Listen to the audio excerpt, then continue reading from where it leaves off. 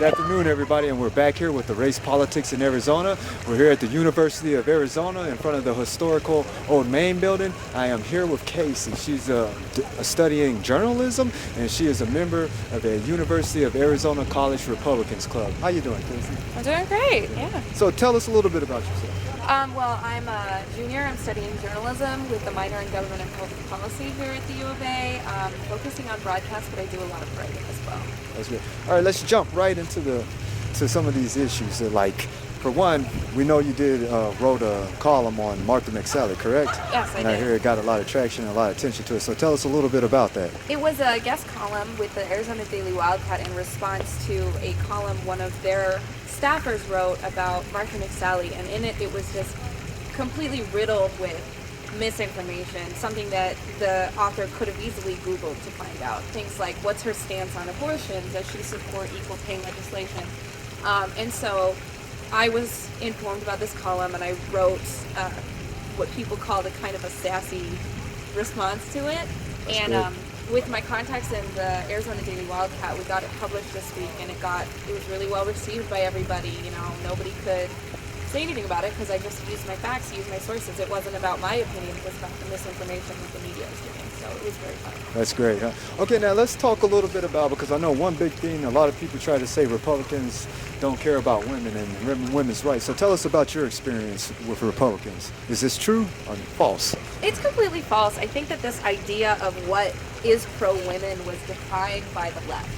And there is a pro-women right, and I don't think it always looks the same. I think that you can be pro-life and be pro-women, and you can support equal pay and be part of the GOP. I mean, nobody's going to stand up there and say, I don't support equal pay. That's stupid. People assume that people in the GOP do.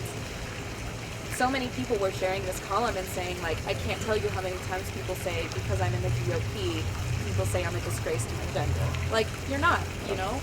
There is a pro-women GOP, and it's huge.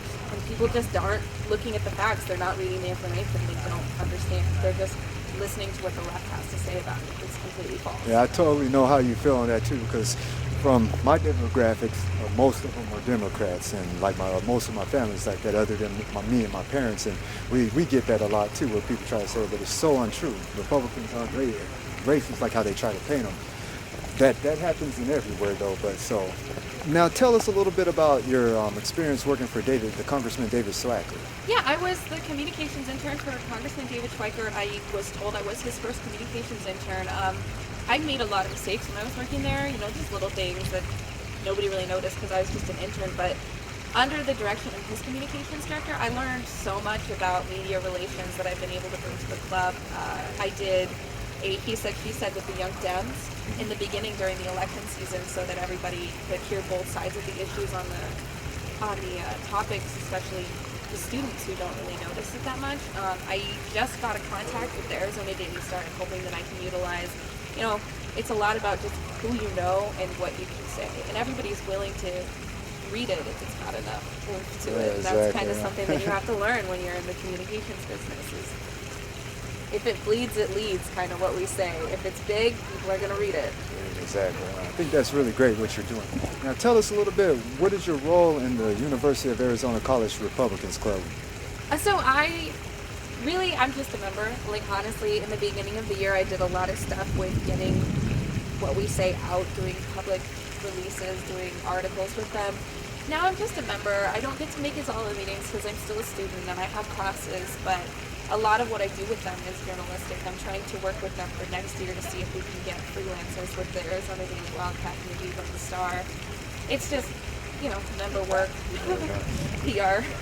And tell us a little bit about what candidate are you looking at that you would like hopefully win and be our representative in the general election, if you've picked one. Have you? 2020. If I were to run for office ever, it would be 2020. Which office? House of Representatives. If I had the choice, State or federal? Congress, House of Representatives would be the best. I think I was born and raised in Arizona. I've lived here my whole life. I know what kind of issues go on. I lived in Ahwatukee. I grew up there. I went to high school in Central Phoenix. I spent a lot of time in Tempe. I know Tucson really well. I've lived here for 3 years. I've worked in Scottsdale. I've worked in Chandler. I've worked in Glendale. So you've I been know everywhere. the state very well, and I know what the state needs. And so, I mean, I don't know if I'm going to run. I don't know if I have a plan to. I would like to do communications work to get the message from the GOP out there. But yeah, I mean, if I do, it would be one of the I guess. What candidate for president so far do you favor? I'm a little bit disappointed because I kind of hoped Paul Ryan would throw his hat in the ring, Oh, yeah. but he hasn't. Yeah. I would say right now it's Rand Paul. I was kind of skeptical of him at first, but I think that every move he's made so far has been really good. I agree with you on that. I think that the United States is ready for kind of a more radical president. But I don't know yet. It's still really early. I don't know who's all in there. I don't know who's going in. So we'll see. All right, now Anybody but Hillary, I guess. yeah, I'm with you on that one. We don't want that. Yeah. All right, now in closing, is there anything else that we didn't cover that you would like to say? I just think I think that people need to get a better understanding of what the communications business does for the party.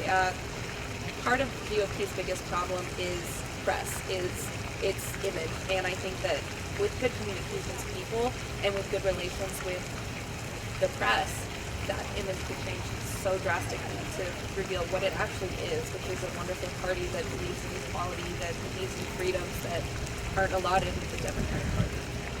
Well, I wish you the best in everything that you're doing. I think you're a very bright young lady, and Thank you. you have a great future coming. Thank you, guys, and that's it for now. But we'll see you next time on the Race Politics in Arizona. Good night.